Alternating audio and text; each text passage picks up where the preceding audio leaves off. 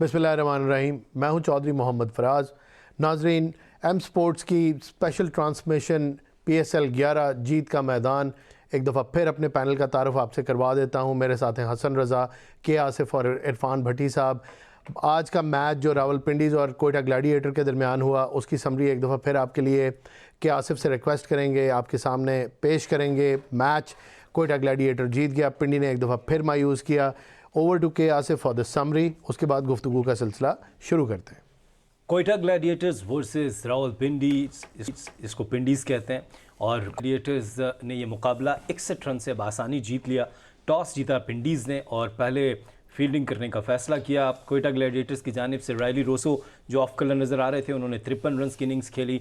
Saud Shakeel once again अच्छी batting का मुजाहरा किया, 42 रन किए। लेकिन हसन नवाज़ के जो तेज़ 39 रन थे, जिसमें 5 छक्के शामिल थे, उससे एक बड़ा टोटल बन गया 182। जहांदाद खान ने भी एक अच्छा कैम्यू खेला, 22 रन बनाए, 2 छक्के लगाए। और बेन सीड्स ने आज वो शामिल हुए थे, नसीम शाह की जगह उनको और मुबस्सिर को शामिल किया था।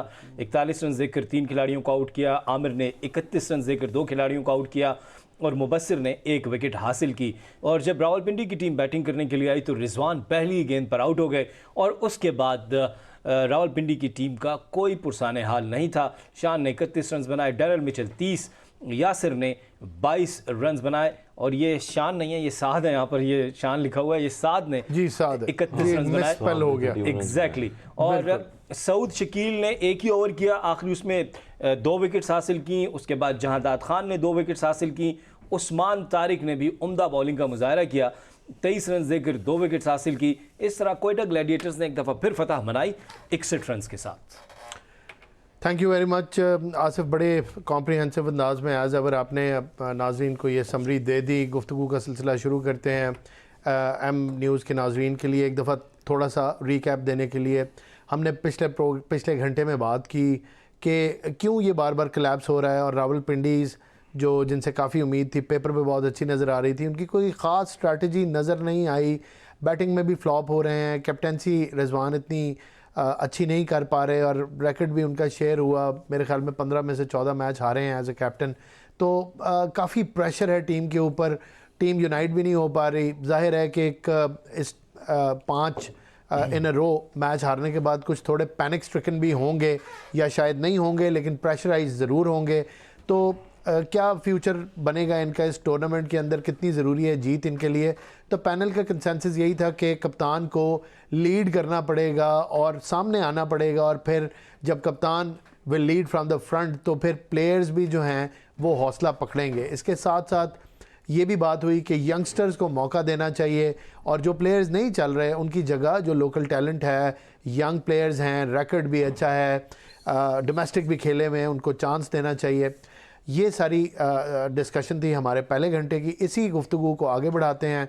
हसन रज़ा से पूछते हैं कि एक दफ़ा फिर आप दोनों ही चैनल्स के नाजरीन के लिए बता दें कि पिंडी के लिए अब ऑप्शंस क्या हैं, और यही जो 2 टीम्स नई भी ऐड हुई हैं, यही बॉटम ऑफ द टेबल हैं, इनको क्या करना चाहिए ऐसा कि कुछ टूर्नामेंट भी इंटरेस्टिंग हो और इनके लिए भी कोई जीत का निज़ाम जो है वो बन सके? बिल्कुल, जीत का निज़ाम तभी बनता है कि जब कॉम्बिनेशन बने टीम का। और हमने किंग्स की बात करी, हैदराबाद की, वो भी 1-2 मैच हारे मगर वापस कम बैक किया उन्होंने मैच में। पेशावर ज़र्मी पिछला मैच लो स्कोरिंग पे हारा था, 146 रन किया था। अगले मैच में उन्होंने रिप्लाई किया, 246 समथिंग 224 या ऐसे रन किए उन्होंने। फिर बिल्कुल बाबर आजम ने सेंचुरी करी, कुछ साल मैंने ने सेंचुरी करी। बाबर आजम ने 86 रन की इनिंग्स के लिए 87 रन की जी। और यहाँ पर अगेन देखें फिर कोयटा जो है जिस तरह से खेल रही है, आपने उनको मौका दिया और बैटिंग आपने दे दी। कराची जैसी पिच बैटिंग पैराडाइज पिच होती है। मॉइस्चर मेरे ख्याल में अर्ली ऑन होता होगा 2 ओवर या 3 ओवर, मगर इतना मॉइस्चर नहीं था। जिस तरह से पार्टनरशिप लगाई है सऊद शकील ने और रैली रोसो ने, वहाँ से वो मैच अवे ले गए रावलपिंडी से। बिल्कुल। तो डिसीजन मेकिंग जो होती है वो यही चीज़ होती है कि आपका पिच का बिहेवियर देखना, कि रिजवान इतने एक्सपीरियंस हैं, पाकिस्तान की टीम के लिए कप्तानी कर चुके हैं और T20 फॉर्मेट इतना खेल चुके हैं, तो उनको अब तक वो जजमेंट नज़र नहीं आ रही है कि मैंने टीम को किस तरह से कोई प्लान नज़र नहीं आ रहा, कोई प्लान नज़र नहीं आ रहा कि हमारी जो स्ट्रेंथ है बैटिंग की है या बॉलिंग की है। तो वो वहाँ से मिसअंडरस्टैंडिंग जो है वो नज़र आ रही थी मैच में। और यही चीज़ है कि बैक टू बैक जो है वो इंडिविजुअली परफॉर्मेंस खुद नहीं हो रही है। जब कैप्टनसी की बात करें, अगर दोनों कंपेरिजन किया जाए दोनों कैप्टन का, तो सऊद शकील मेरे ख्याल में अब तक के जितने भी मैचेस हो रहे हैं उसमें देखें आउटस्टैंडिंग कैप्टनसी कर रहे हैं। बिल्कुल। एक ओवर में आए 2 विकेट्स लिए उन्होंने, आगे एज ए बॉलिंग ऑलराउंडर खेल रहे हैं। इफ्तिखार को देखें, वो भी आते हैं बॉलिंग ऑलराउंडर खेल रहे हैं। तो कहीं ना कहीं प्लेयर के पास जो एबिलिटी होती है वो बॉलिंग या बैटिंग की, तो दोनों मर्ज जब होती हैं तो वहाँ से वो टीम लिफ्ट होती है। सिकंदर रजा को लाहौर क्लब में देखें, बैटिंग भी करते हैं, बॉलिंग भी करते हैं। बिल्कुल। तो ये ऐसी अराउंडिंग परफॉर्मेंसेज होती हैं जो टीम को लिफ्ट करती हैं। तो मेरे ख्याल में सऊद शकील जो है वो एज ए कैप्टन बड़ा अच्छा रोल जो है वो दिखा रहे हैं अपनी टीम को। और रिजवान को भी यही चाहिए कि थोड़ा बहुत जो है ना, वो कह रहे हैं लर्न करना है, कितने मैचों में लर्न करना है उन्होंने, वो अभी तक समझ नहीं आ रहा, मगर उनको सीखना आपको दूर की बात है। आप एग्जाम्पल शो करना है, क्योंकि एक फ्रेंचाइज से वो मुल्तान सुल्तान में खेलते थे, अब ये PSL 11 चल रहा है। तो ये जो पिंडी की टीम है इसको किस तरह जिताना है, ये मायूसी पिंडी वालों को हो रही है। ये जाहिर है कि इट्स अ न्यू टास्क। बिल्कुल। मैं तो कहूँगा कि वॉर हॉर्स हैं और बड़ा पुरानी क्रिकेट खेल रहे हैं, बड़ा तजर्बा भी है, पाकिस्तान के साथ बहुत तजर्बा है, बड़े टैलेंटेड प्लेयर क्योंकि हैं। आपने ना एज ए कैप्टन लिफ्ट खुद ही करना पड़ेगा। जब अगर कैप्टन गिर गया है तो फिर 10 प्लेयर जो खेलने वाले हैं वो ऑलरेडी गिर जाते हैं ऑटोमेटिकली। ऐसा ही है, और स्पेशली क्योंकि ये मिक्स डिफरेंट जगहों से आपने यंग भी हैं, ओवरसीज प्लेयर हैं इसमें इमर्जिंग प्लेयर हैं, इसमें जो डिफरेंट प्लेयर्स खेल रहे होते हैं वो हैं। इसको कॉम्बिनेशन बनाने में टाइम लगता है, मगर जहाँ मोमेंटम बनेगा वहाँ टीम जो है जीत की तरफ निकल जाती है। नहीं, लेकिन कुछ एक स्टेप्स भी ऐसे लेने होते हैं ना कि वो मोमेंटम बने। आप देख रहे हैं कि आपकी टीम हार रही है, आपसे खुद भी अच्छा परफॉर्म नहीं हो रहा, बॉलर्स अच्छा परफॉर्म नहीं कर पा रहे, यूनिट नज़र नहीं आ रहा और आपकी टीम जो है वो जेल नहीं हो पा रही, तो आप एक ऐसा दिलेराना फैसला करते हैं, ब्रेवरी दिखाते हैं कि यार ओके आई एम कैप्टन, मैं नंबर 4 पे आ रहा हूँ, ये शाहजेब लड़का है, ये अंडर 19 से आया है, इस बच्चे को प्रमोट करते हैं, आप ऊपर आ जाओ। प्लेयर को अगर आप प्रमोट करेंगे ऊपर, उनको चांसेस दें और फिर बीच में आगे सीनियर जूनियर का कॉम्बिनेशन बना Exactly, के फिर आप विनिंग देखिए अगर शाहजेब और उस्मान ख्वाजा लेट्स सपोज ऊपर बैटिंग करने के लिए आते हैं, आपके पास नंबर 3 पे कामरान गुलाम, उनको ड्रॉप करना कोई समझ नहीं आता। टेस्ट मैच में पहली सेंचुरी करने वाले प्लेयर, यानी डेब्यू पे सेंचुरी करी उन्होंने, और उसके बाद फिर T20 में फॉर्म में इतना खेले हैं। पाकिस्तान की जो शाहीन की टीम थी उसमें सेंचुरियां करते हुए आ रहे हैं, लाहौर कलंदर्स के लिए खेले हैं, लाहौर कलंदर्स के लिए खेले हैं, इतनी डोमेस्टिक में परफॉर्मेंसेस दी हुई हैं। और प्लेयर अगर एक इनिंग अच्छी खेलता है अपनी फ्रेंचाइज के लिए तो एक टीम का मोमेंटम वापस गेन हो जाता है। बिल्कुल बिल्कुल ठीक कह रहे हैं, बिल्कुल ठीक। ये वो गलतियां हैं जो पिंडीज कर रहे हैं। तो वैसे अब जब हम ब्रेक पे जाने से पहले हम एम स्पोर्ट्स पे लाइव थे, अब तो एम न्यूज़ पे भी हम लाइव हैं। तो आपने एक बड़ी ज़बरदस्त बात की थी कि भट्टी साहब एक फ़ोन ज़रूर करें रिजवान को, और जी मैंने तो रिक्वेस्ट की थी क्योंकि वेट कर रहा हूँ कि ये प्रोग्राम खत्म हो तो मैं कॉल करूँ। अल्लाह करे वो सोया ना हो। नहीं वो टीम की पोजीशन है, मेरा ख्याल तो वो जाग ही रहना। ये आपकी बात बिल्कुल ठीक है, वो जाग ही रहे होंगे क्योंकि ये उनके जागने का टाइम है। वैसे तो उन्होंने कुछ किया नहीं, अब वो सोच ही रहे होंगे कि करना क्या है। नहीं उड़ती हैं बेसिकली, जो टूर पे जाते थे ये कामा बड़े शौक से पीते हैं सारे बैठ के रूम में, तो डिस्कशन मैच के बाद लाजमी होती है। तो भट्टी साहब का जो फोन कॉल है वो इंशाल्लाह काम करेगा। आप ये देखेंगे अगले मैच में और थोड़ी चेंजिंग भी देखेंगे। देखे ये कामरान गुलाम वो जो स्पीच वो दे रहे थे उस किस्म की स्पीच आप उनसे कहना कि स्पीकर पे फोन करें ताकि जो जो कावा पी रहा है उसको। देखिए जब टीम हार रही होती है ना तो दो ही तरीके, या उनसे प्यार से काम ले लें या उनको फाइन करके करें। अगर ये अब रिजवान ने देखना कि कौन से प्लेयर है मेरे पास है जिनको मैंने फाइन करना है, कौन से जिनसे मैंने प्यार से लेना है। और ये देखें ना, अगर ये बैटिंग ऑर्डर चेंज नहीं करेंगे तो इसी तरह अगर लगे रहे तो मुश्किल है।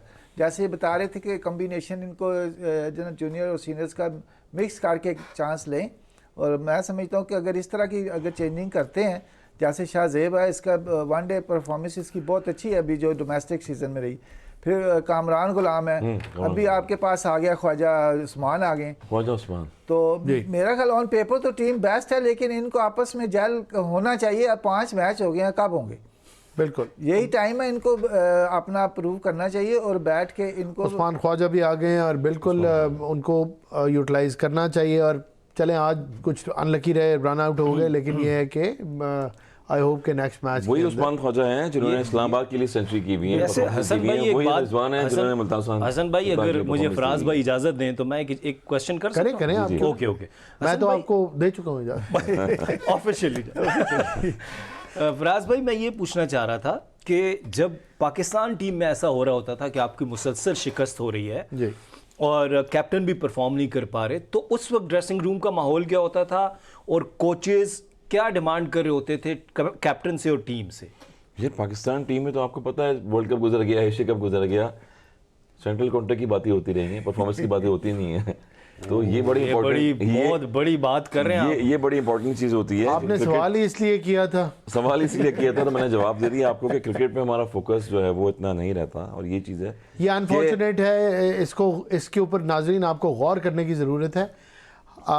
जाहिर है हम ये नहीं कह रहे कि इन प्लेयर्स को आप किसी और नज़र से देखें, लेकिन जिनके ऊपर आप इतना टाइम लगाते हैं, जिनके आप फैंस हैं, इन्वेस्टमेंट, आपके टाइम की इन्वेस्टमेंट है। आपको पता होना चाहिए कि अगर आप इतना आपके शोल्डर्स गिर जाते हैं, सर गिर जाता है और आप मायूस हो जाते हैं, मेरे साथ तो यही होता है जब पाकिस्तान हारता है, तो ड्रेसिंग रूम का क्या माहौल होता है वो आपको सुनवा रहे हैं। देखिए पाकिस्तान तो हारता है, मगर जो सवाल हमसे होते हैं वो हमें ही पता है किस तरह के होते हैं सवाल, वो प्लेयर्स के बारे में, जो पास में प्लेयर खेलते रहे हैं उनके बारे में, खेलने के बारे में। कहने का मकसद यही होता है कि आप जब तक अपने प्रोफेशनलिज्म में खेल रहे हैं, आप अपने नाम के लिए खेल रहे होते हैं, अपनी जो फ्रेंचाइज में भी जा रहे हैं तो अपनी परफॉर्मेंस के लिए खेल रहे होते हैं। ये इंपॉर्टेंट रोल होता है। आप एज ए बॉलर खेल रहे हैं, एज ए बैट्समैन खेल रहे हैं, और डे बाय डे इंप्रूव करना है आपने।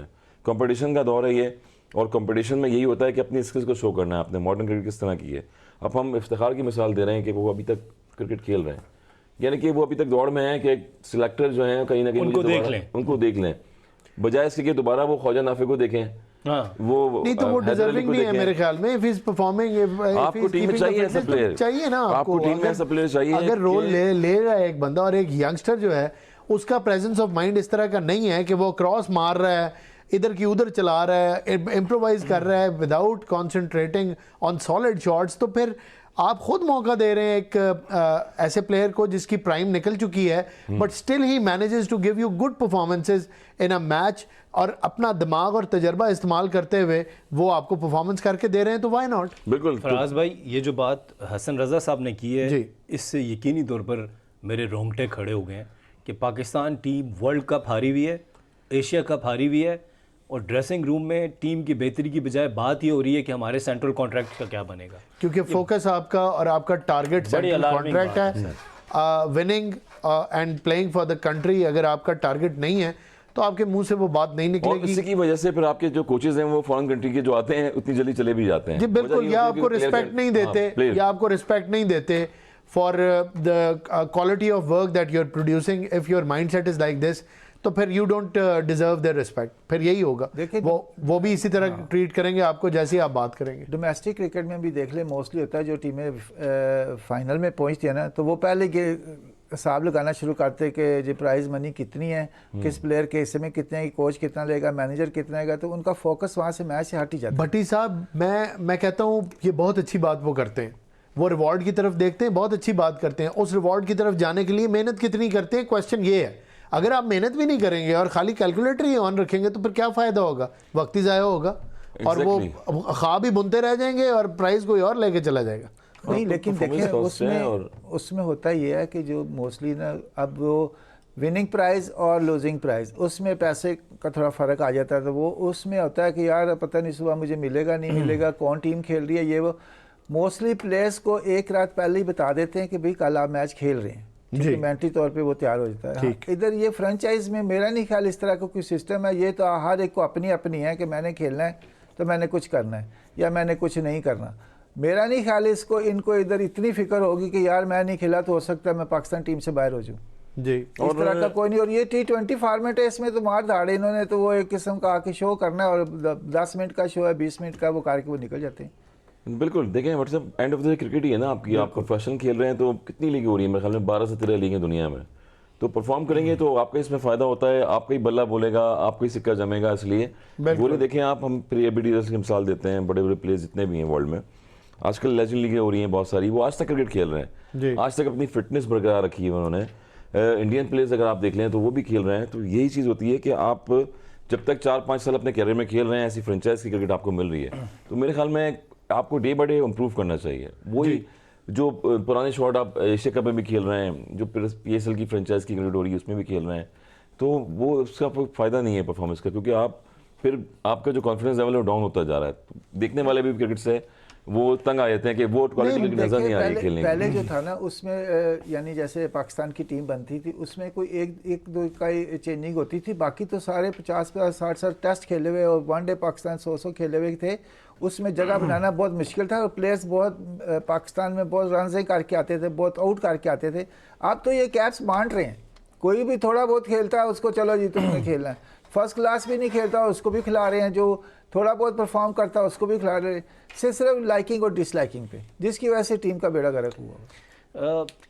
यहाँ पे ना बिल्कुल बात दुरुस्त हो रही है कि पैसा कमाना उनका हक है, और ऑफ कोर्स ये इसमें बिल्कुल। हमें ना हमारा दीन रोकता बल्कि दीन अप्रिशिएट करता है, हलाल तरीके से आप कमाएं, ये बहुत अच्छी बात है। बिल्कुल। लेकिन जब आप नेशनल ड्यूटी कर रहे होते हैं ना फराज भाई, तो वहाँ पे फिर आपका सोचने का अंदाज है वो ये होना चाहिए, मुल्क की इज्जत, कौम की इज्जत। हमें तो यही बात समझ आती थी और हम तो यही समझते थे पूरी ज़िंदगी से, लेकिन जाहिर है अंदर के हालात और वाक़यात तो जब जाहिर है आपके आगे रखे जाते हैं, कोई एक्सपीरियंस वाला बंदा जिन्होंने आंखों से चीज़ें देखी हुई हैं, जैसे हसन हैं, जैसे भट्टी साहब हैं, तो तभी आपको हैरत ही हो सकती है, मैं और आप हैरान ही हो सकते हैं या अफसोस ही कर सकते हैं कि अगर पाकिस्तान आपके लिए सबसे पहले नहीं है तो फिर आप कुछ क्या करेंगे? अब ऑडियंस को, लोगों को ये बताना पड़ेगा कि जब आपने जैसे मुझे बताया एज यू नो कि मैं 14 साल में अगर खेला हूँ, तो 14 साल में जब मैं test batsman as a test मेरा डेब्यू हुआ है, पाकिस्तानी रुपीज़ में 1996 में 800 रुपये का बैट था जिससे मैं टेस्ट मैच खेला हूँ। तो 2026 चल रहा है, 96 में 800 रुपये के बैट से मैं टेस्ट मैच खेला हूँ। ये इक्विपमेंट्स थी उस टाइम पे और ये परफॉर्मेंस थी, उसमें 4 सेंचुरियाँ उस बैट से मैंने की थी। और आज जो बैट है पाकिस्तानी, वो तकरीबन जो नंबर 1 ग्रेस के बैट जो आते हैं वो 3.5 लाख रुपए के हैं पाकिस्तानी रुपीज़ के। जी बिल्कुल। तो बैटों का फ़र्क भी हो गया, वो अपनी मर्ज़ी से ग्रिप और हैंडल बनाते हैं, फ्लेक्सिबिलिटी होती है हैंडल में। हम जाते हैं जो है स्टोर्स में जाके, जितने भी फ्रेंचाइज जो मालिकान हैं या बनाने वाले बैट्स मैन्युफैक्चर के लोग हैं, उनके पास जाते हैं, अपनी मर्ज़ी के 4 बैट उनसे लेते हैं स्पॉन्सर्स पे, बिल्कुल। और फिर लेके अपने पास रखते हैं कि शायद हम 90 मीटर की बाउंड्री जाएँ या पार करेंगे इससे।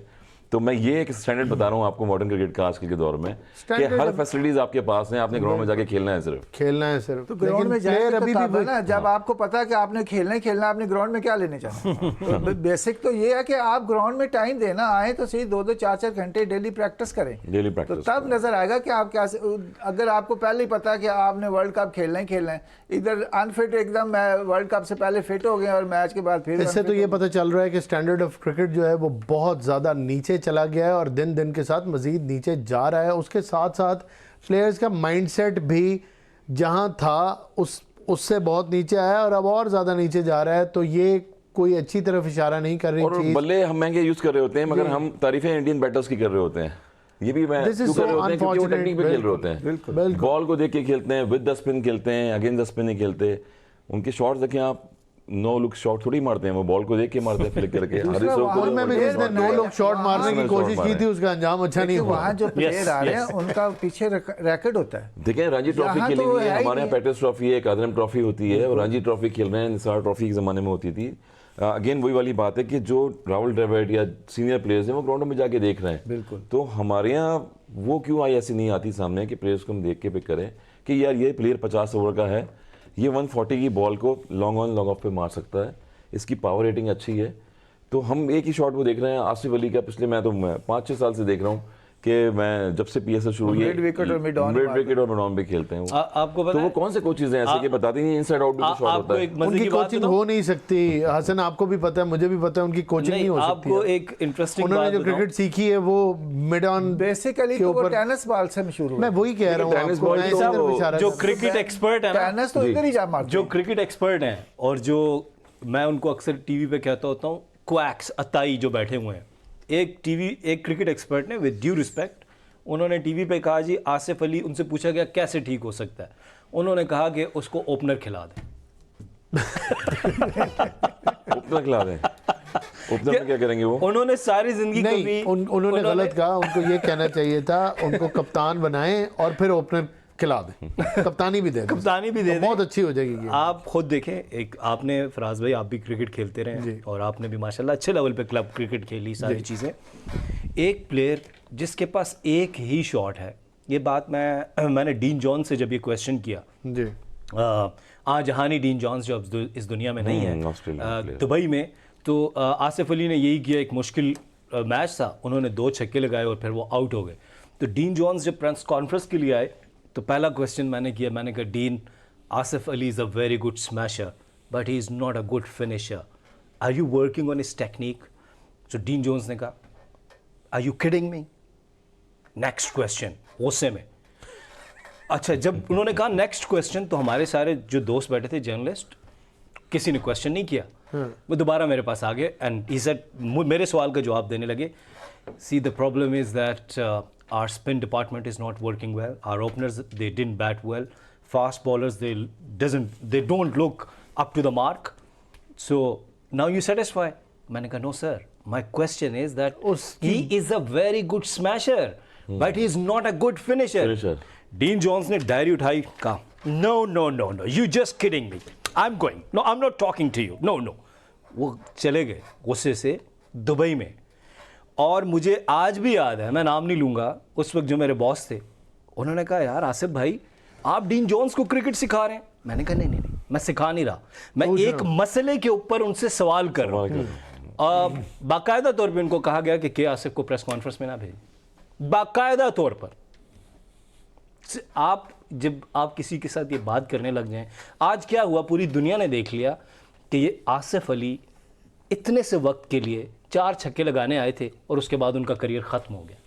तो जो क्लास होती है जिसमें आपके पास नज़र आ रहा होता है, और ये जो रवैया है, फिर बाद में खैर डीन जॉन्स की मैं एक बहुत अच्छी बात, उन्होंने मुझे ट्विटर पे फॉलो किया और मुझे उन्होंने इनबॉक्स किया कि dear Asif Ali's daughter is not well, she is suffering with the brain cancer and that's why he is not able to concentrate on the batting.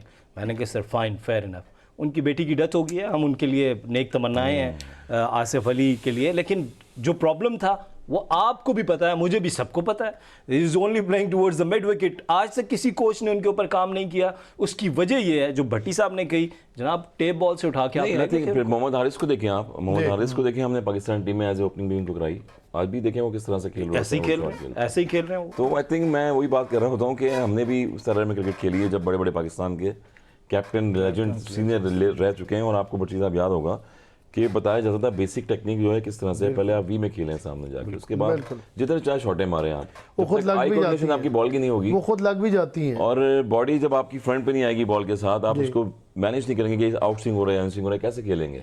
दूसरा जब बड़ी टीम के साथ आप भी रहे, पाकिस्तान टीम के साथ भी मैंने अक्सर देखा है कि जो रैकेट होल्डर हैं, जैसे विमर रिचर्ड था, पिंडी में मैच था, मैं उधर गया तो वो सुबह 6 बजे नेट प्रैक्टिस कर रहा है, 2 घंटे पहले उसने नेट प्रैक्टिस की है। देखिए वो 2 घंटे पहले उसने किए। वुलमर कोच जब पाकिस्तान टीम में आए, जॉन्टी रोड्स को लेके आए थे, हमें याद है कि 6 बजे हम कजाफी स्टेडियम में ट्रेनिंग करने जाते थे सुबह, बिल्कुल 6 बजे से दोपहर 1 बजे तक हमें फिटनेस टेस्ट होता था हमारा। अच्छा हसन, ये बैट को कोई हाथ भी लगा, ये बहुत अच्छी बात है, ये बहुत अच्छी बात है। आप ये देखें कि जब आप अपना कोई एम सेट करते हैं, और या जब आपने अपने आप को फिट करना होता है, मैं आपको वैसे अपनी एक ज़ाती एग्जांपल दे देता हूँ।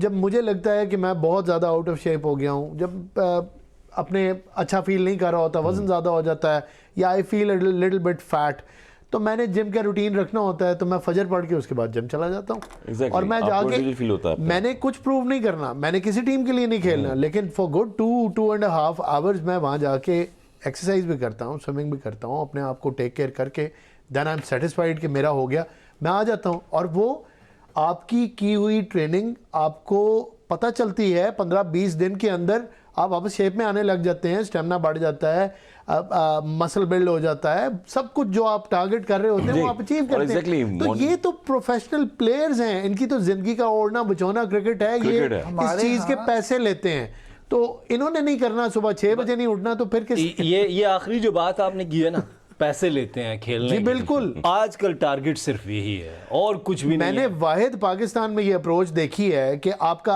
अब अगर किसी का प्रोफेशन है कि ही इज अ पुलिसमैन, तो वो आपको आगे ये नहीं कह सकता कि आपको पता है मैं 16 घंटे जो है वो नाके के ऊपर खड़ा होकर तो गाड़ियों को तो रोकता और उनको चेक करता हूँ, अगला बंदा कहेगा यार काम है तुम्हारा, हाँ, आपकी ड्यूटी। या कोई डॉक्टर ये नहीं कहता कि जी मैं 24 घंटे तो मैं मरीजी देखता रहता हूँ। आप क्रिकेट देखें, सबसे बड़े लकी काम है फिट होना और परफॉर्म करना। आप लकी सबसे बड़े ये हैं भट्टी साहब आजकल के दौर में कि देखें लीग्स आपको मिलती हैं, आपको जो एंडोर्समेंट है वो मिलती हैं आपको, उसके बाद फिर क्राउड की फैन फॉलोइंग बहुत ज्यादा हो गई है। पहले जमाने में तो क्राउड भी नहीं आता था, वाइट किट में मैचेस होते थे और जो प्लेयर्स हैं 1-2 दिन तक खेल रहे होते थे, उनको लोग दिखने आते थे, बैठ के दिखते थे। हनीफ मोहम्मद लेजेंड भी अगर मैं नाम लूंगा तो एक दफ़ा 4 दिन जो है बैटिंग करते रहे, 3 दिन बैटिंग करते रहे, हज़ारों रन उन लोगों ने किए प्लेयर्स ने, इतना बड़ा नाम उनका टेस्ट क्रिकेट में। माजिद खान साहब को देखें, स्टाइलिश प्लेयर्स अपने ज़माने के, तो लोग दिखने आते थे उनको फैन फॉलोइंग, नहीं, इसलिए उस वक्त कि देखें ना। क्रिकेट को स्पेंड किया उन्होंने टाइम और क्रिकेट की टेक्निक को सीखा उन्होंने।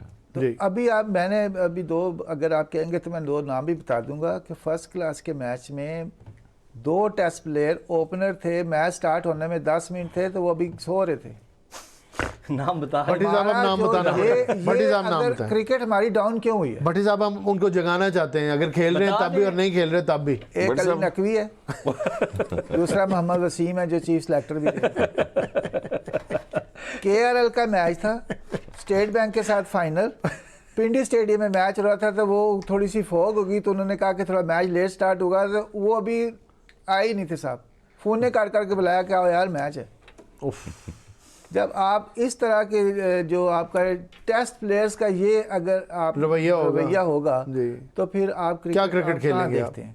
जी सर अभी इन्होंने माजिद खान का नाम लिया तो मैं चाहता हूँ उनके स्टैट्स भी शेयर कर क्या दें। बात, करें जी, बिल्कुल, बिल्कुल, क्योंकि बिल्कुल, इसलिए ये करें बड़ी क्योंकि जबरदस्त। कल आप देखें जिस तरह से ज़हीर बाबर अब्बास साहब के आपने ओह बाबर आजम के साथ जिस तरह ज़हीर अब्बास साहब खड़े हुए थे तो बड़ा एक मोमेंटम लग रहा था वो बहुत ज़बरदस्त जब वो ग्राउंड में आए। ज़हीर अब्बास क्रिश्चियन बैटमैन का आपने बताया था। तो विज आप जो यंगस्टर्स हैं और वो माजिद खान पाकिस्तान क्रिकेट का एक बहुत बड़ा नाम, उनका जो रिकॉर्ड है बहुत ही फिनोमिनल है। उन्होंने भी 410 फर्स्ट क्लास गेम्स खेली हैं माशाल्लाह, और हैट्स ऑफ। और 27,444 उनके रन्स हैं और 7300 हैं, 73 सेंचुरीज हैं और 128 50s हैं। और टेस्ट मैचेस उन्होंने खेले हैं 63 और 3,931 रन्स किए हैं, उसमें 38 की एवरेज है, 8 सेंचुरीज हैं, 19 50s हैं। तो ओडीआईज पाकिस्तान के लिए 23 खेले हैं, उसमें उनकी 37 की एवरेज है, 1 सेंचुरी है और 7 नेस्ट सेंचुरी हैं। सो 410 फर्स्ट क्लास मैच और 27,444 रन हैं उनके। अब ये ऐसे लोग देखें ब्लेसिंग वाले जिनकी आई कोऑर्डिनेशन क्या होगी ग्राउंड में जब वो उतरते होंगे। और जब वो अंडर 15 वर्ल्ड कप हमारा हुआ उसमें ट्रायल में ये लोग आए के शुएब मलिक को या हमें कारमन अकमल को यासिर अरफात को इससे पता चलता है कि उनकी क्रिकेट की कमिटमेंट क्या थी और इसीलिए वो ग्राउंड में आते थे और आप उन्हें देखते थे। ये वजह है ये जो इन्होंने अभी बताया। Exactly love of the game. इनकी माजिद खान साहब क्योंकि अभी हम वेटरन्स खेलने के लिए भी गए थे कराची में तो वहाँ पर जितने भी लेजेंडरी लोग थे वो सारे आए थे। जलालुद्दीन फास्टेस्ट बॉलर जिन्होंने पहली हैट्रिक की पाकिस्तान की, बिल्कुल, सादिक मोहम्मद साहब, दाढ़ी वाले जी, सादिक मोहम्मद जो हैं वो भी वहाँ पर आए हुए थे और फिर इत्तेफाक से माजिद खान साहब भी वहाँ पर आए। तो काफ़ी अर्से बाद मेरी मुलाकात भी हुई और उन्होंने मुझे एक बड़ा अच्छा जो है वो हाथ भी मिलाया और मुझे बोला कि यार माशाल्लाह से फिटनेस तो तुम्हारी वैसे की वैसी है जब मैंने तुम्हें अंडर 15 में सेलेक्ट किया था फर्स्ट टाइम उनको याद था और बड़ी खुशी हुई इनसे मिलके और रोबदार आवाज़ थी और हसन कैसे हो, ठीक हो। तो ऐसी आवाज़ उनकी शुरू से रही है। और मुझे याद है जब अंडर 19 ट्रायल पे हम कज़ाफ़ी स्टेडियम में गए तो एक हमारा प्लेयर है, नाम खैर मैं ले लूँगा, ऑडियंस को बता दूंगा, इमरान फरत, पाकिस्तान की फ्लॉपी पहन के आए थे उस ज़माने में। तो माजिद खान साहब ने उन्होंने वो कैप उनसे उतरवाई थी कि जब तुम पाकिस्तान खेलोगे तब पहनना और वरना प्लीज़ ये नेक्स्ट टाइम ट्रायल पे फ्लॉपी पाकिस्तान के स्टार की पहन के नहीं आना। बड़ी बात। तो वो कॉम्प्लीमेंट उन्होंने दिया था, बड़ी अच्छी बड़ी बात। वो आज तक हमें याद है 19 में कि ऐसे लोग थे कि वो डिसिप्लिन वाले कि हमें बताते थे टाइम पे हमें 9 बजे सुबह ट्रायल होंगे तो हम 7 बजे कज़ाफ़ी स्टेडियम में टेंट लगा हुआ था और धूप में वहाँ पर खड़े हो जाते थे साइड पे जाकर। बड़ी ज़बरदस्त बात की आपने। इस गुफ्तगू को आगे बढ़ाएंगे नाजरीन, छोटे से कमर्शियल ब्रेक के बाद। कहीं मत जाइएगा, जब वापस आएंगे तो गुफ्तगू को यहीं से शुरू करेंगे। वेलकम बैक नाजरीन, गुफ्तगू के सिलसिले को जहाँ से हमने रोका था वहीं से शुरू करते हैं। कुछ बात कर रहे थे हम हसन से, कमेंट कर दें फिर आगे चलेंगे बाकी पैनल की तरफ। बल्कि अच्छे स्टैट्स बताए खान से हम बात कर रहे थे। बिल्कुल स्टैट्स बताया ना कि आसिफ ने सारे उनके बताया कि उस ज़माने में ऐसे लेजेंडरी प्लेयर थे। तो हमने बताया कि वो चीज़ें रिस्पेक्ट थी उस टाइम पे, वाइट किट में मैचेस होते थे और एक कैलिबर था। उनके बैट्स जो थे वो आप देखें कि कोई मैन्युफैक्चर इतनी हैवी डोज वाली नहीं थी कि आजकल के बैट्स अगर आप देखें तो अब तो रेफरी आता है बैट देखने के लिए बाकायदा कि कितना ब्लेड है बैट का, इसका साइज क्या है बैट का। एक तो हम बॉल का गेज दिखते थे कि बॉल का क्या है, अब तो बैट का देखना शुरू हो गए। विकेट कीपर के ग्लव्स आप देखना शुरू हो गए हैं, इतनी डायमेंशन। वसीम बारी लेजेंडरी वो भी वहाँ पर आए थे, उनका नाम अगर मैं भूलूंगा तो जाती हो जाएगी, इतने बड़े विकेट कीपर हैं। तो ये लोग थे और इनकी एक आई थी कि चीफ सेलेक्टर भी रह चुके हैं, चीफ एग्जीक्यूटिव भी रह चुके हैं पीसीबी में।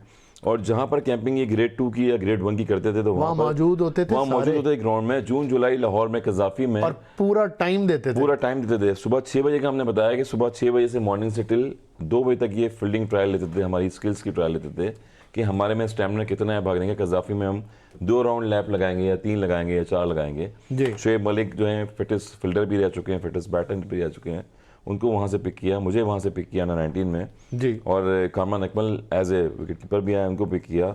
यासिर रफ़ात, तौफीक उमर, शोएब मलिक, बहुत सारे, बाजिद खान का हमने पहले भी जिक्र किया, बिल्कुल एक टेस्ट खेल पाए वो, क्योंकि खान साहब माई साहब जो है उनके बेटे भी हैं, मगर वो बहुत ही आउटस्टैंडिंग खेलते थे, केरल से भी खेले में आपके डिपार्टमेंट से काफ़ी। तो आई थिंक अब बहुत ज़्यादा चांसेस हैं प्लेयर के पास कि आप कहते हैं कि मेरा 90 में इधर नाम नहीं है, आपको अभी अपने आप को इम्प्रूवमेंट करने की ज़रूरत है। डे बाय डे जो ख्वाजा को चांसेस मिल रहे हैं, हैदर को मिल रहे हैं, हुसैन तलत को मिल रहे हैं, मैं वही बार बार कहता हूँ मिल क्यों रहे हैं, मेरा सवाल तो ये है कि किस चीज़ पे मिल रहे हैं। देखिए हर वही बात है कि लाइकिंग डिसलाइकिंग पे चलते हैं। एक फॉर्मेट बनाए, अगर डोमेस्टिक में प्लेयर परफॉर्म कर रहा है तो डोमेस्टिक खेल के फिर वो पाकिस्तान टीम में आए या कैम्प में आए, या फिर फ्रेंचाइज में जब वो आता है खेलता है यहाँ पर आके, तो फिर वो यहाँ पर ऐसे नो लुक वाले शॉट खेलेगा, मेरे ख्याल में 1 दफ़ा 2 दफ़ा खेलेगा तो फिर 1 साल में वो कैरियर उसका ख़त्म हो जाएगा फिर। तो यही मोस्टली प्लेयरों के साथ होता है कि इनकी गाइडेंस, इनकी मेंटोरिंग जो है वो इम्पॉर्टेंट है, इनकी जो स्किल्स हैं उसमें इनको काफ़ी वर्क करना पड़ेगा प्लेयर्स को। बिल्कुल। देखिए हमने ये जो नो लुक की आप बात करें हसन भाई, अभिषेक शर्मा को हमने कहा स्लॉगर है, अब उर्फ़ आम में यहाँ पे हम ट्रिलर कहते हैं कि लग गई तो लग गई, तो फिर साइम अयूब को हम क्या कहेंगे? जिस तरह से साइम अयूब बैटिंग कर रहे हैं, क्या वो प्रॉपर बैटिंग कर रहे हैं? नहीं कर रहे हैं प्रॉपर बैटिंग। कल भी 2 इंपॉर्टेंट मैचेस हैं, पेशावर ज़ल्मी और लाहौर कलंदर्स का मैच है। अब लाहौर कलंदर्स में आप देखें फ़खर ज़मान को 2 मैचेस की पाबंदी है, तो एक फ़खर ज़मान के जाने से क्या पूरी टीम जो है वो इफेक्ट होगी? मतलब आप नईम को चांस मिल रहे हैं, देखिए नईम भी वो 30-32 रन के प्लेयर्स हैं, 25 रन के प्लेयर हैं, अगर वो भी अपनी स्किल्स का शो करें, बॉल को देख के खेलें, वो भी अर्ली ऑन जो है वो बगैर देखे बॉल को उठाने की कोशिश करते हैं कि इनसाइड आउट मार दूंगा, ऑफ साइड पे मार दूंगा। मैं जब आप स्टार्टिंग में अच्छा खेलेंगे पावर प्ले में या क्रिकेट शॉट खेलेंगे तो ऑब्वियसली इंप्रूवमेंट नजर आएगी आपको। बिल्कुल हसन, जब आप देखें ये फराज भाई या भट्टी साहब, जब आप लोग क्रिकेट खेलते थे तो मुझे आज भी याद है कि जो नेट प्रैक्टिस है उसका मतलब ये होता था कि आपकी जो बॉल है वो नेट को ना लगे, आपने सीधा खेलना है। जो नेट प्रैक्टिस का बुनियादी मकसद था वी में खेलना है, आप इतने सीधे हो जाएं कि आपकी बॉलर जहाँ मर्जी बॉलिंग कर रहा है, आपने वी में खेलना है और आप इतने स्ट्रांग हो जाएं उसमें कि एक स्ट्रेट ड्राइव देख के ही आपका दिल जो है ना वो कैसे एक चीज खेलने की एक पीछे पूरी फिलॉसफी और साइंस है ना। You have to come on to the ball to play. V में आप खड़े खड़े तो वी में नहीं खेल सकते ना, बॉल पे आगे खेलें। उसकी वजह भी है कि आसिफ मैं बताता हूँ आपको क्या वजह है। उसकी वजह यह है कि एक तो हम हाथ से थ्रो डाउन करते थे, अभी क्या है आर्म थ्रो आ गया है, जो वो यूज करते हैं स्टिक आ गई है, उसमें बॉल डाल के फेंकते हैं हम और 3-3 घंटे कर सकते हैं मत एग्जैक्टली। मगर जो आप बॉलिंग नेट्स पे प्रॉपर नेट्स लगा के 10 लोगों के साथ करते हैं वो एक डिफरेंट प्रैक्टिस, वो ड्रिल डिफरेंट है, वो ड्रिल डिफरेंट होती है। उसमें आपको आउटस्विंग मिलती है, उसमें बॉलिंग का रनअप मिलता है, बिल्कुल उसमें आपकी आई कोऑर्डिनेशन 22 यार्ड से सामने आती है, बिल्कुल। वो हमारे यहाँ बहुत ज्यादा लोग कम कर रहे हैं। वो इंडोर में चले जाते हैं, एक प्लेयर को पकड़ते हैं, बॉल स्टिक ली और वहां पर जाके 50-60 बॉलें खेली उन्होंने, एक कट मारी, एक बॉल मारी और प्रैक्टिस हमारी हो गई। इसमें ना फिटनेस है, ना स्टैमिना है, ना कुछ है, ना बॉलर मिला, ये डिफरेंस भी बहुत ज्यादा बैटिंग का है। बिल्कुल, जिस तरह ये जो आप बता रहे हैं कि ये जो स्टिक यूज़ की जाती है, मैं अभी जब कमेंट्री कर रहा था तो थोड़ा वक्त मिला, मैं गया देखा नेट्स में डायमंड्स के अंदर, तो टेप बॉल के क्रिकेटर्स उससे प्रैक्टिस कर रहे थे, तो मैं चला गया, मैंने कहा यार कुछ मुझे भी खेलने में। तो लिटरली आपके पास टाइम नहीं है और आपने बैक फुट पे ही रहना है, आप फ्रंट फुट पे जा ही नहीं सकते, आपको तो पता ही नहीं उसकी पेस कितनी है, कहाँ से आ रही है। 3 दिन पहले आजम खान खेल रहे थे प्रैक्टिस में नेट सेशन में, जो थ्रोआर्म कराने वाले जो प्रैक्टिस में होते हैं साथ स्टाफ के मेंबर, आजम खान को पहली बॉल उन्होंने ग्लव्स पे मारी है, उसके बाद वो नेट पे जाके चले गए साहब।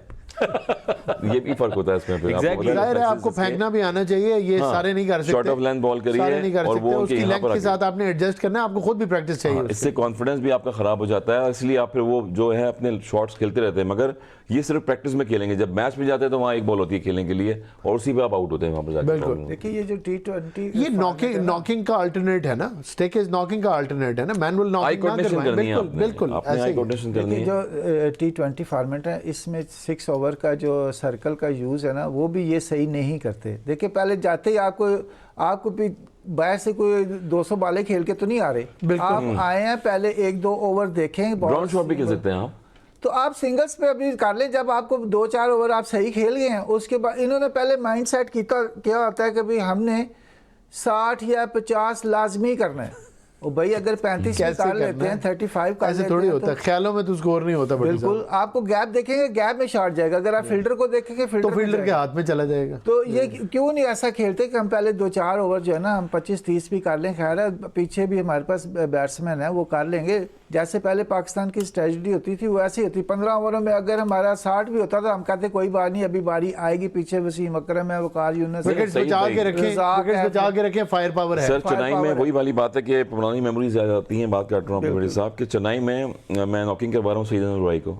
सईद अनवर भाई जो है स्ट्रेट प्रैक्टिस करते थे, और जब मैंने उनको नॉकिंग कराई है तो हम थोड़ा सा कॉन्फिडेंस भी लेते थे कि यार हसन मैं कैसा खेल रहा हूँ। तो मैंने कहा सईद भाई आज बॉल मिडिल हो रहा है, आज कुछ करेंगे आप लगता है। और सईद भाई ने 194 रन किए थे चेन्नई में। अच्छा, आप उस मैच में उस मैच में मैं था और मैं उस टाइम नॉकिंग आपने कराई थी इस मैच में? Clapping for you. Youngest test player था, मैंने उस समय नॉकिंग बहुत करवाई है। तो इसीलिए जो है नहीं, आपकी प्रेडिक्शन जो थी बड़ी जबरदस्त थी। माशाल्लाह से। 194 माशाल्लाह, 194 टाइम का वो बहुत बड़ा तो स्कोर। ये हमारे सीनियर सारे थे, और जाहिर बात है इनका बड़ापन भी होता है कि जब मैं बाहर बैठा होता था तो उनको फील होता था कि एक यंगस्टर हम खेल रहे हैं हमारी टीम में, वो उसको मौका नहीं मिल रहा। बिल्कुल, मगर ये कि पूरी प्रैक्टिस में उनको कराता था, ट्रेनिंग भी उनके साथ करता था रेगुलर। टेम्परामेंट है ना, टेम्परामेंट विलिंगनेस है ये। कि वो एक किस्म के रोल मॉडल थे, उनको देख के वैसे भी खुशी होती थी वैसे बंदा खुशी। सारा दिन ही कराता रहे। अभी आप देख बड़ी रहे बात है रोल बड़ी मॉडल साहब। वो कौन थे टीम? जी नहीं, और अभी वो तो जब सारे मैं आया तो टीम में अनाउंस होने से पहले ही स्टार हैं वो। स्टार बन तो गए। मैंने थ्रो डाउन करी और मुझे याद हुआ कि तकरीबन मैं वहां पर इंडिया के टूर पे कोई वनडे मैच नहीं खेला था जी। हाँ, ईडन गार्डन में भी मैच हुआ हमारा वनडे, ट्रायंगुलर सीरीज थी, श्रीलंका, पाकिस्तान, इंडिया जी। और न्यूजीलैंड की, जहां पर सईद भाई वापस फॉर्म में है। शारजा में जब उन्होंने खेला था वहां आउट ऑफ फॉर्म हो गए थे जी। काफी दिनों बाद। फिर एलन डॉलन जो है उनको आउट करना शुरू हो गए थे साउथ अफ्रीका अगेंस्ट। तो चेन्नई में जो उन्होंने इनिंग खेली वो आउटस्टैंडिंग इनिंग थी, जिसमें और जो है मुझे हक उन्होंने किया और फिर मेरी मुलाकात भी रही, सलाम दो हुई। तो मुझे एज ए खुशी भी हुई कि जो आपने शॉट्स के लिए अनिल कुंबले को, प्रसाद को आउटस्टैंडिंग इनिंग खेली थी। तो कहने का मकसद ये है कि उनकी आई कोऑर्डिनेशन अच्छी होती है। जब हम थ्रो डाउन करवाते हैं बैट्समैन को खुद फील होता है कि यार आज मैं कुछ करूंगा, बिल्कुल, मिडल ऑफ द बैट होके, और फिर मैच में मैंने इसी तरह से खेलना है। तो वो स्टार्टिंग में अगर आप इनिंग देखें तो सईद भाई ने पहला फ्लिक बैकफुट पे कट मारा है, उसके बाद शाहिद अफरीदी उनके साथ ओपनर जाते थे, वो आउट हो गए। और उस टाइम पे रनिंग बिटवीन द विकेट जो है वो सुपर क्या है सॉरी सब्स्टिट्यूट लाओ था, तो रनिंग जो है वो शाहिद अफरीदी कर रहे थे आधी इनिंग में उनके मैच में। बिल्कुल, वो पहली दूसरी बॉल पे आउट हो गए थे प्रसाद की बॉल। और मुझे याद है कि उस मैच में सईद भाई की जो हैंड आई कांटेक्ट था वो इतना ज़बरदस्त था कि दूसरे ओवर में उन्होंने हेलमेट उतार दिया था और वो कैप पहन के खेल तो रहे थे। बात हम यही वहीं से कर रहे थे। 7 भी स्कोर मेरे ख्याल में एजाज अहमद ने किया था। 194 तो किया वो सईद पाकिस्तान भाई में ने। किया था। वो नहीं, वो यहाँ पे अच्छा, किया वो था। दूसरा मैच था। जी जी, वो 139 उसमें भी ये दोनों थे, लोग बहुत मारा था। उसकी भी एक कहानी है, उसकी भी एक कहानी है। वो भी सुनते हैं। वो भी आपको हाँ वो भी सुना देता हूँ कि उसकी कहानी यही है कि सारा कप में जब गए थे हम लोग तो वहाँ पर कनाडा में बहुत स्विंग होता है बहुत ज़्यादा, क्योंकि समुद्र के साथ ही हमारा ग्राउंड था। सही है। कनाडा सारा कप में, और वहाँ पर जो है सौरभ गंगोली बेस्ट बॉलर रह चुके हैं इस टूर्नामेंट में, अंदाजा लगाएं एज Yes. ऑलराउंडर। तो जब वो बेस्ट बॉलर हुए, इतने बड़े बड़े लेजेंडरी प्लेयर थे हमारे साथ, तो इजाज भाई को स्लिप लगाई, सलीम मलिक जब स्लिप में आउट हुए, स्विंग होता था, तो दिबेश मोहंती एक फास्ट बॉलर आए थे, वो भी डिबशीश मोहंती, हाँ वो भी खेल रहे थे, उन्होंने भी बड़ी अच्छी बॉलिंग करी उस time, reverse swing out swing होता था उनका। तो क्लाउडी वेदर था वहाँ पर। तो उसके बाद इजाज भाई ने उनको बोला कि अगले जो मैचेस होंगे उसके बाद पाकिस्तान, इंडिया की टीम जो है वो पाकिस्तान आ रही है सीरीज लाहौर में, तो इंशाल्लाह मुलाकात होती है आपसे पाकिस्तान में कजाफी में।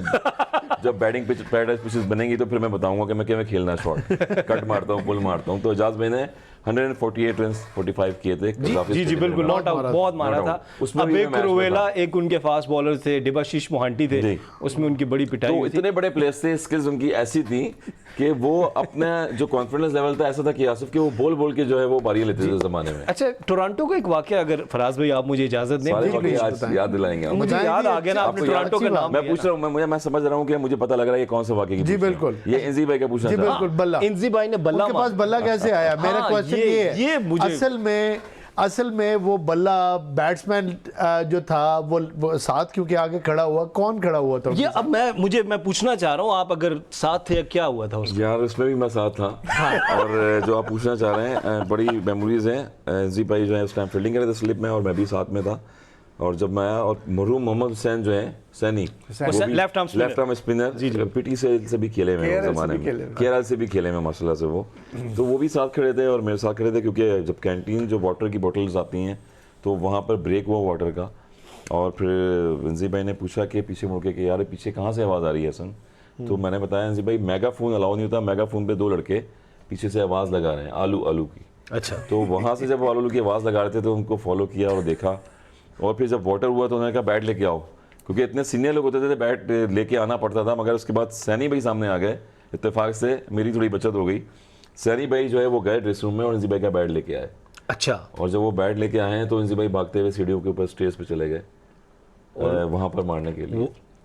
तो ये इंसिडेंट जो है वहाँ पर ऑन द स्पॉट हुआ। देखिए आप पीछे गए फिर? ऑब्जर्वेशन तो ये है मैं कि साथ ही फील कर रहे था, थे वो बैट पिक्चर कहाँ में भी से आया, आऊंगा, उनके पुरानी- पास मंगवाया गया था। बड़ा पुरानी अच्छा पिक्चर क्वेश्चन में- किया आपने फराज भाई कि बैट आया कहाँ से? ये तो आप जब मैच खेल रहे होते हैं स्टेडियम में आवाज़ गूंजती है, एक भी आवाज़ आती है ना तो बिल्कुल। अंदर ऐसे लगता है जैसे कान में लगी और है। वो अलाउ नहीं क्योंकि होता, ऊपर से मेगाफोन- आती है। हाँ, ऊपर से आती है और मेगाफोन अलाउ नहीं होता। वो मेगाफोन लेके आए थे, 3-4 स्टूडेंट थे वहाँ पर, तो वहाँ पर मुसलसल वो आवाज़ें लगा रहे थे और इत्तेफाक से वो बड़ी हर्टिंग आवाज़ हो रही थी। इसलिए हो रही थी, मैंने बताया कि सौरव गंगुली जैसे बॉलर्स एज ए बैटर हैं, वो बेस्ट ऑलराउंडर हो गए इस जमाने में। तो वो वहाँ पर हमारे बैटर्स जो हैं खेल रहे थे तो वो आउट ऑफ फॉर्म भी चल रहे थे और इंजी भाई भी आउट ऑफ फॉर्म थे, तो जिसकी वजह से वहाँ पर वो बड़े गुस्से में नजर आ रहे थे उस टाइम पे। तो ये इंसिडेंट वहाँ पर हुआ आलू मशहूर 1998 हो में, सारा कप कनाडा में। ये सारा कप में ये देखे ना, ये हम उस वक्त क्योंकि स्कूल स्टूडेंट्स थे अंदर की बातें हैं ये। तो ये अब हसन भाई तो ड्रेसिंग रूम में नहीं, वो होते तो थे। डिस्कस काफी अंजी भाई ने भी खुद ने भी किया होगा, वसीम भाई ने किया हुआ है, टेलीविजन पे बहुत ज्यादा बताया है। नहीं, मगर अगर वो उनका footage बताना देखेंगे- और है और आपका बताना और है। और ये हाँ। हमें अब पता चला ना कि वो मेगाफोन वाला नहीं पता था हमें, हाँ। और ये भी हमें नहीं पता था कि फिर नहीं, मोहम्मद मेगाफोन हुसैन, वाला पता था, मुझे नहीं पता। बैट कौन लेके आया था ये नहीं पता नहीं था। मोहम्मद हुसैन का मुझे नहीं पता। हाँ, नहीं पता मैं था। वही कह रहा हूँ। हाँ, मोहम्मद हुसैन लेके आए थे और उस टाइम जो है वसीम असलम राजा मजरूम रमीज भाई के जो बड़े बड़े भाई भाई हैं, जी। हाँ वो लेफ्टी। हाँ लेफ्टी बिल्कुल, वो उस जमाने में T20 प्लेयर वो थे। मैनेजर थे। हाँ, अच्छा, उस वो टीम के मैनेजर- हमारे साथ वो उस जमाने में T20 प्लेयर वो मैनेजर थे और तेज खेलते थे। वो मैनेजर थे। उन्होंने फिर उस टाइम नजीब भाई को फाइन भी हुआ, 2 मैचों का बैन भी हुआ था अनफॉर्चुनेटली। और जिसमें हमारे जो मुआवनत youngster- करने पे। जो हाँ हमारे जो 1-2 बेंच पे बैठे हुए थे उनको फिर मौका मिल गया था खेलने का वहाँ मैच में। ये देखें इसी तरह होता है कि यंगस्टर्स इंतजार कुदरत। करते हैं, कुदरत का निज़ाम जो है वो शायद सकलान भाई ने वहीं से जो है वो दूसरा वहाँ बताया। उस वक्त ना ड्रेसिंग रूम जो होता था ना, इसमें ये होता था कि आपका कोई जूनियर प्लेयर्स आता ना तो उसको अप्रिसिएशन देते थे। ये नहीं होता था कि ऐसे ही डांटते ना फ्लू, बात भी ना करनी, स्टारी करनी। अब वो वाला माहौल नहीं है।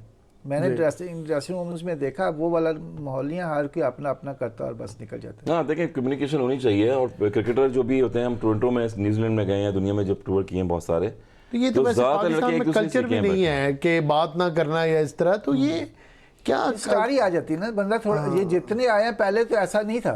जब होते वो वाकई स्टार होते थे। आप तो कोई अभी पाकिस्तान कैंप टेंट कर लेता, सर कॉलर खड़े हो जाते तो वो समझता मैं पता नहीं। हाँ, ये बड़ी टर्म क्रिकेट की नाजरीन बड़ी के कॉलर खड़े हो गए, मतलब स्टार बन गया बंदा। तो वो संभाला ही नहीं जाता। वही ड्रेसिंग रूम में उसने रोला डाला था। वही साहब, इसका जमाना आ गया। तो मोबाइल मोबाइल्स का आ गया, सोशल हाँ, अब लोग आपस में बात कम करते हैं और साथ बैठ के भी एक दूसरे को मैसेज करते हैं। जैसे कि मुझे पूरे प्रोग्राम के अंदर कोई 4-5 मैसेज जरूर करते हैं। अब देखें, ये कर देते हैं आपको 4-5, तो सोचें जो आजकल के यंगस्टर होंगे वो सेक्टर को कितने मैसेज करते होंगे। अब देख लें कि हमारा इंटरैक्टिव लाइव प्रोग्राम है, उसमें भी मुझे मैसेज कर रहे हैं, मैं साथ बैठा हूँ। मैंने कई ऐसे भी देखे वाकया के रूममेट दोनों बैठे हुए हैं, अगर कोई साथ बड़ा एक इधर लेटा हुआ, एक इधर लेटा हुआ। मैसेज कर रहा है, ये बात कर रहा है कि इसको कौन निकले इधर से, ये है वो। बटी साहब, कुछ बातें ऊंची कहने वाली नहीं होती, लेकिन कुछ बातें नाजरीन सबके साथ शेयर करने वाली होती हैं। और ये वो बातें थी जो आपके साथ की, लेकिन प्रोग्राम का वक्त ख़त्म हो गया। कल आपकी खिदमत में फिर हाजिर होंगे। हमें इजाज़त दीजिए। अल्लाह हाफ़िज़।